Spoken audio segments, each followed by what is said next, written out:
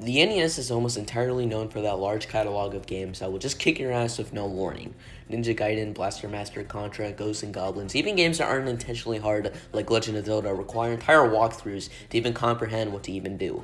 It's this large stretch of difficulty and cruelty that make these games so unappealing to complete yet so endearing.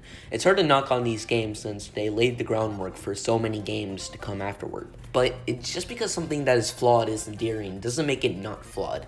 NES games thrive on those bullcrap moments, enemy spawns, convoluted puzzles, point-blank obstacles. All of these issues are almost in every NES game, and the line between losing due to your own fault and just straight-up bullshit is kind of blurred. In Mach Rider, however, this line is unblurred. The line doesn't even exist. If you lose in Mach Rider, you just suck. Mach Rider is a hard-ass game. Enemies will corner you, projectiles and puddles will distract you, and your own pace will ultimately be your biggest downfall. Despite all of that, all of these elements are technically under your control, because even with all of that, Mach Rider isn't convoluted. You press A to accelerate, you press B to shoot your weapon, and you press up and down a D-pad to change your gears. That is it. There is no power-ups, no cheats. What you're presented with is what you get, and all those tools, you actually get to learn how to improve.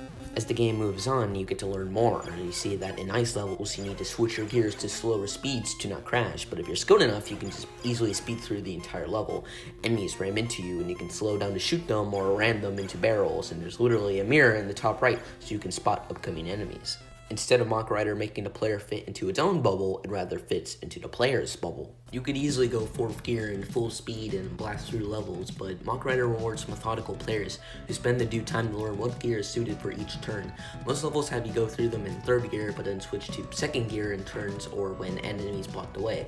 However, doing this won't work all the time. You can't do each level the same way. Playing levels safe is actually punished through fast-moving obstacles and enemies with weird movement patterns that punish the player for taking it too slowly, which is why you should never go to 1st gear. However, blazing through levels may be more risky, but I never said it was actually that punishing. Players who learn the system Mach Rider operates behind and use that to tear through the levels in 4th gear speed will find themselves getting higher scores, but in an experience where one mistake can ruin everything. This creates a good high risk equals high reward system for veteran and risky players. Each level and each encounter is different from the last, and that's what makes Mach Rider so fun to play. It adapts to you rather you adapt to it.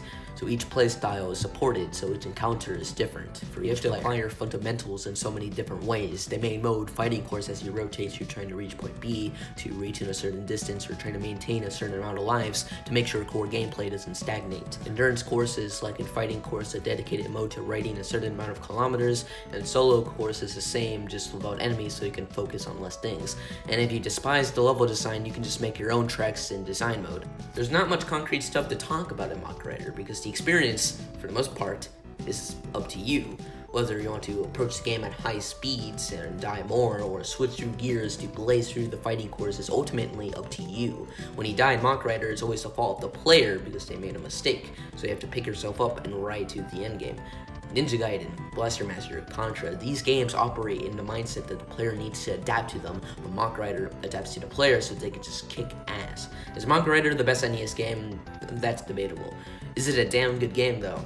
I'd say yes.